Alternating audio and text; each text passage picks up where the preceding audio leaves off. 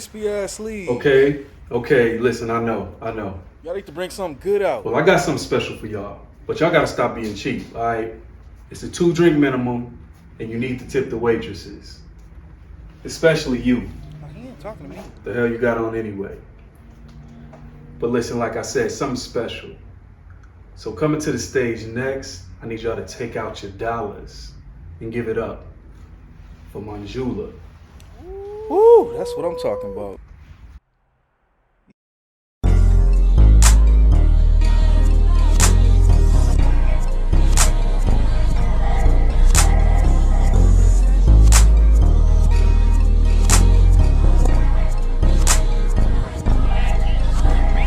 You don't need no wet moss, you don't need no cocoa coir. All you need is bamboo or a piece of wood too. You don't need no wet moss, you don't need them bark pieces. All you need is bamboo or this wooden plank would do. Hey, so what are you saying to me? I'm trying to get bigger leaves, I'm growing up all the trees. Hey, so what are you saying to me?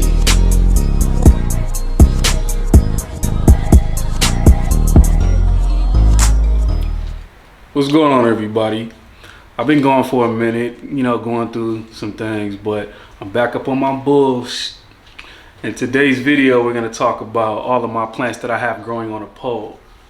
So what I mean by that is all of my plants that I have growing on some type of a stake so that the plant can grow vertically and achieve bigger leaves and just be in a more natural setting for its growth pattern. So let's kick it off. So listen, I used to think that you needed some type of a wet moss pole in order to get your plant to attach and climb up and get bigger leaves.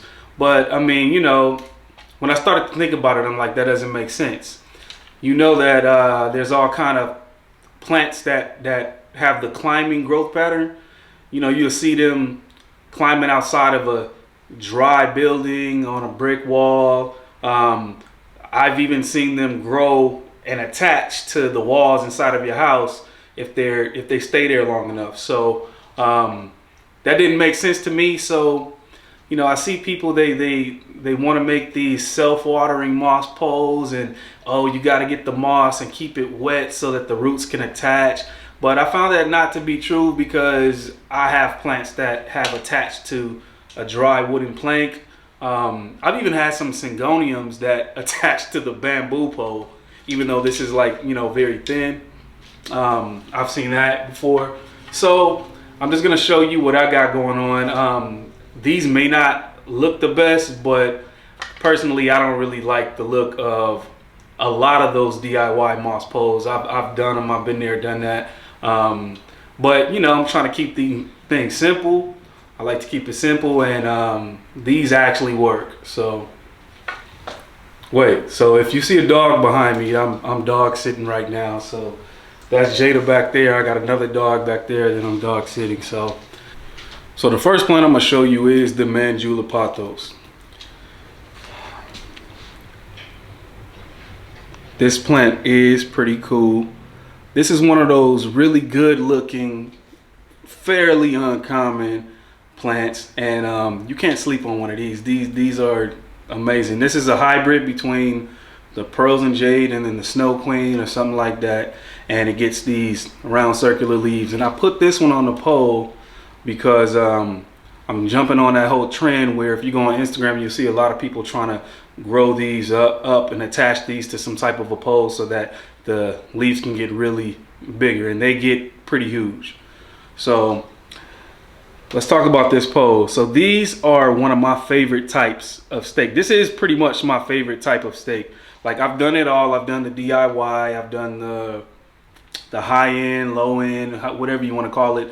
And these are very affordable on Amazon.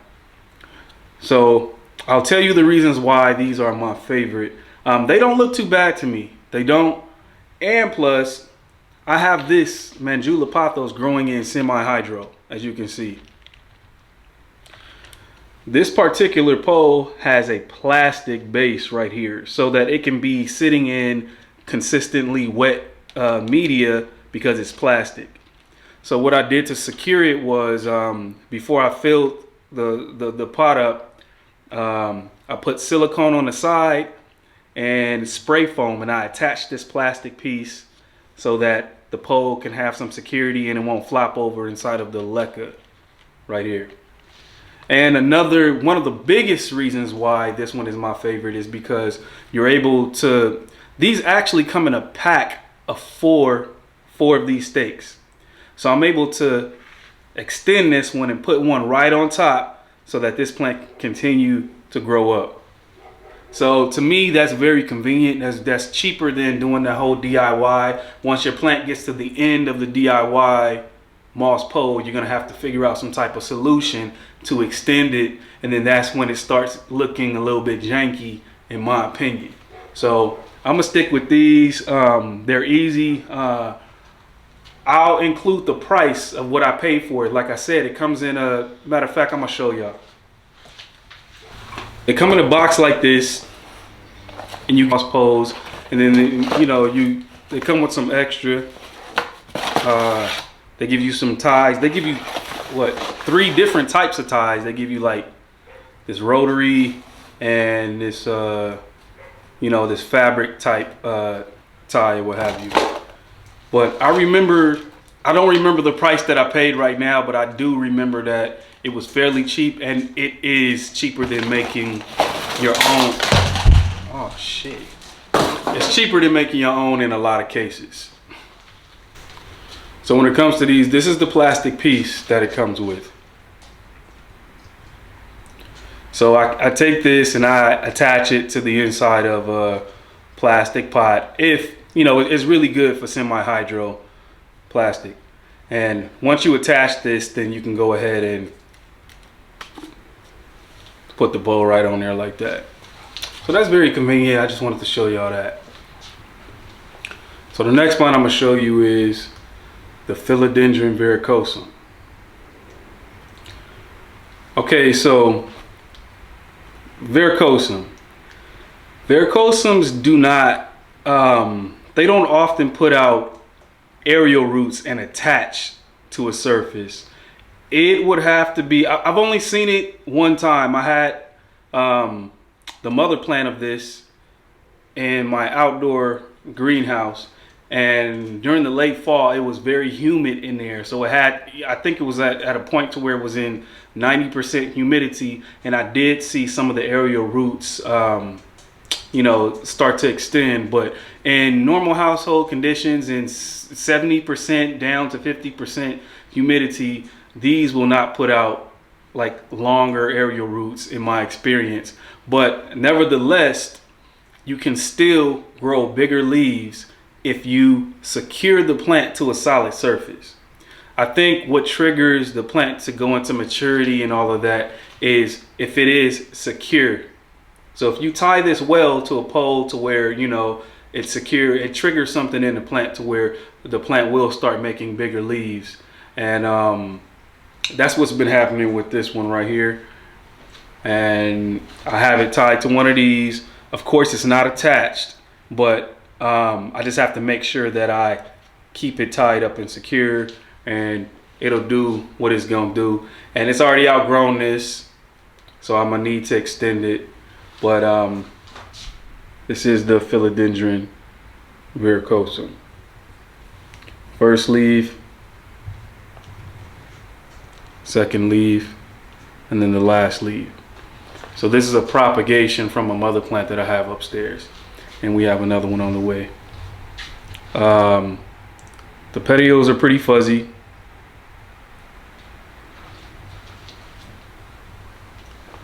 And this is fairly easy, I would say. I do notice that my varicosums, they do a lot better in medium light. I know that they can take like really bright to some direct sun, but I gave it bright light and this was the leaf. Then when I gave it medium light, this was the leaf. It's more, for some reason it had more color to it. So that's that on that. So next I want to show you these type of poles. These are already pre-made. You can buy these I think they have a lot of these types of poles. It's preserved artificial moss that's attached to this, and you can buy these at the big box stores. You can find these at a lot of plant shops.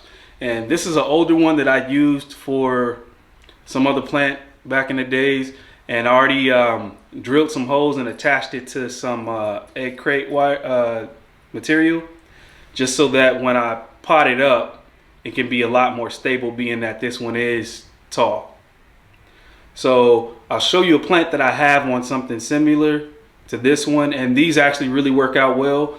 I've seen I have a plant that I'll show you that has attached, the aerial roots came out and attached to this type of a moss pole.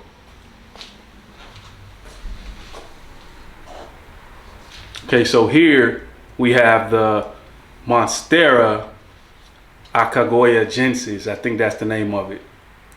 So I'm not sure if I'm gonna be able to tell you, but show you, but this plant is officially attached to this pole. This is one of the poles that I just showed you with the artificial moss.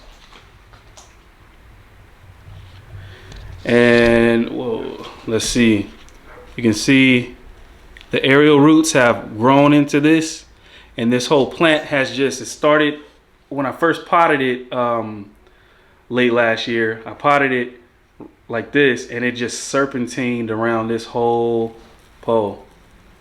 It just attached and started to climb on its own. It does not need to be tied down.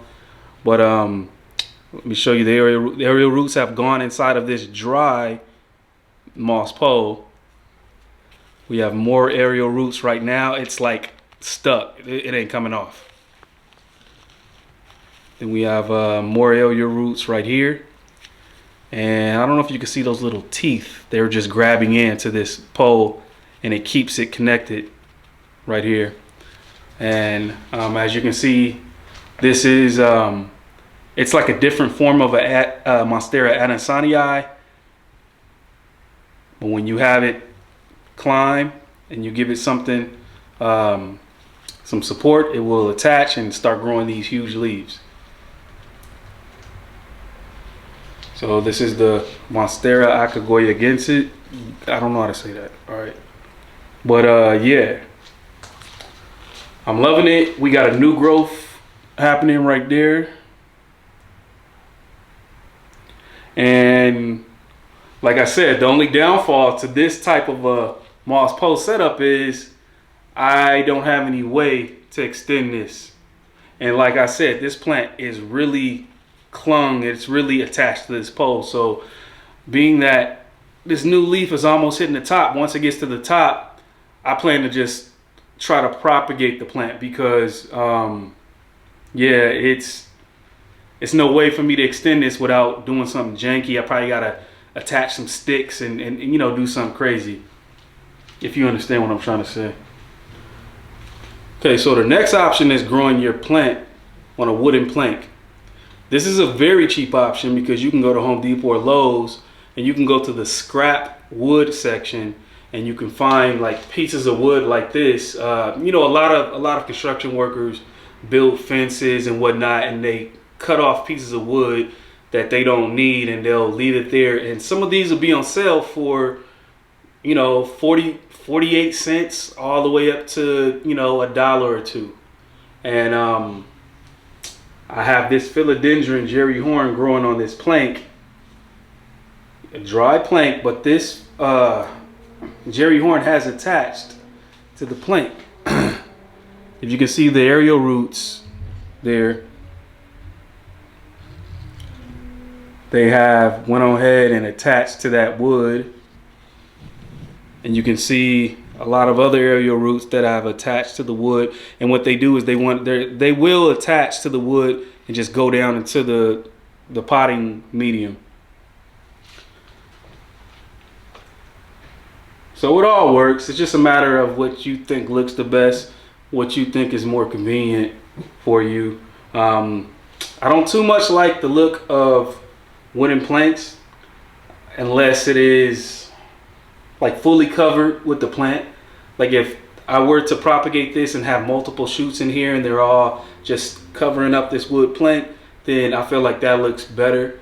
But you have to keep in mind that when you have a wooden plank like this, when it comes to soil, this plank is probably only going to last inside of this soil for about 2 to 3 years, and then it might you might start to see some rotting of this wood inside of here. So, I mean, unless you're trying to put this wooden plank on the outside of the pot somehow, you would have to think about that if you decide to use a wooden plank. But this is my Jerry horn. Look at the leaves. I'll show you some of the foliage. And I love this plant. Like, this is cool right here.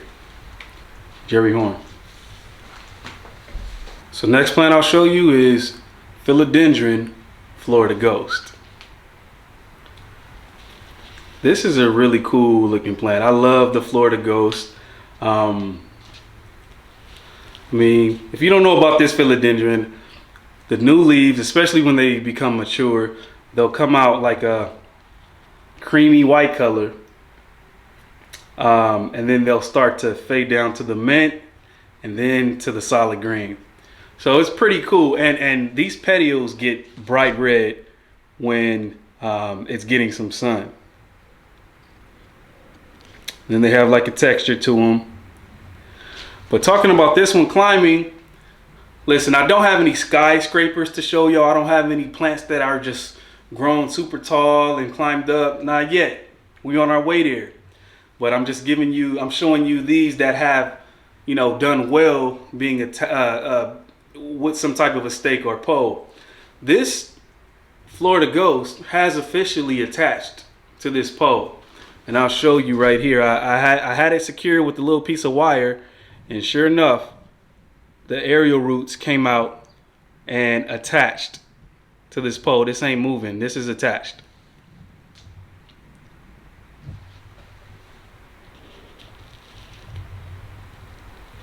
So we have some new growth. Oh, let me move this little string. We have some new growth going on right there, and I love this philodendron. It's already starting to mature up very quickly now that this root has attached. So once the stem is securely up against something that's solid, then it'll start to change its behavior and it'll trigger something, and the plant will attach and just start to go crazy as far as putting out different shaped leaves and bigger leaves. That's what's going on with this plant. It went to maturity very quickly. This was like, let me see. So this is the first leaf. This was the second leaf. And once it started to attach to this pole, it just went to one of these really quick. So it was a drastic difference once this root started to attach. So I feel like this thing is going to be huge by the time we get to the second extension of this pole. This one I have grown in soil, by the way.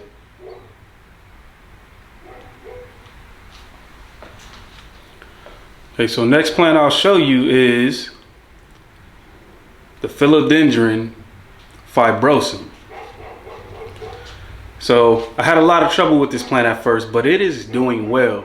I have this one on a bamboo stick because this one is a lot like the varicosum, where it does not put out aerial roots when it's climbing. It just doesn't. Like, I have it in a good amount of humidity and it still doesn't. So it was no need for me to give it a moss pole or some type of stake that has a big surface. I feel like this bamboo stake could do. It's sizing up and it's doing well. But let me take you in. Fibrosum.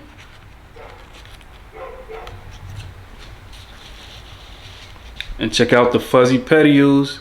I was surprised when it started to get fuzzy, and it just started putting out growth very quickly once the weather changed. This leaf right here is looking a little,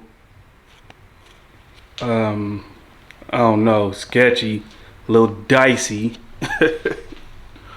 Well, man, this fibrosum is on its way. It's looking pretty good. Like I said, bamboo stake, and I just use some type of twist that go on your bread or something. tied and secured it to this pole. And the trick is you just want to secure it well enough. I don't even have this secure as I should have, but if you secure it to anything well enough, it'll trigger it into thinking that it's got some support, and it'll start putting out, you know, the bigger leaves. All of this is in my experience. So, but that is the fibrosum. Okay, so that's all the plants that I'm gonna show you for this video. I need to save some for, you know, some future videos, but what I'll do right now is show you just some close-up shots of the plants that we just talked about. So here's the Monstera.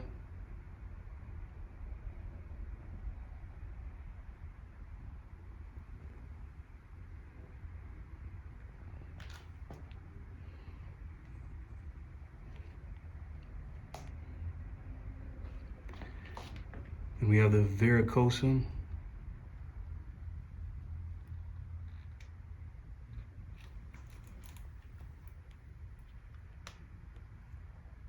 We have the Philodendron fibrosum.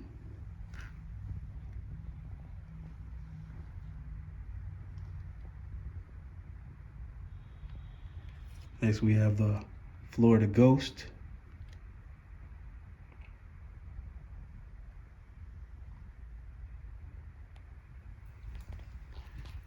And the Jerry horn.